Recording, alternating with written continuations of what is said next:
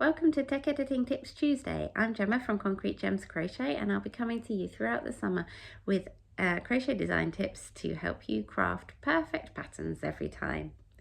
Now today we're going to talk about correctness.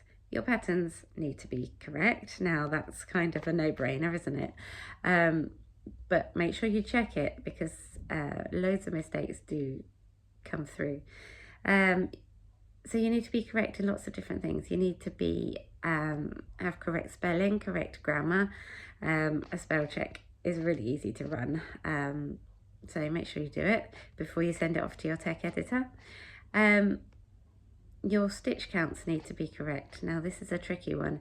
It's really easy to make mistakes with, and obviously some mistakes do come through. I'm not saying that at all, and that's why you need a tech editor, isn't it? But make sure you check your stitch counts, check your increases, check your decreases, check all the stitches in the line, make sure it all makes sense and you're not asking the user to crochet into more stitches than there are available or anything like that.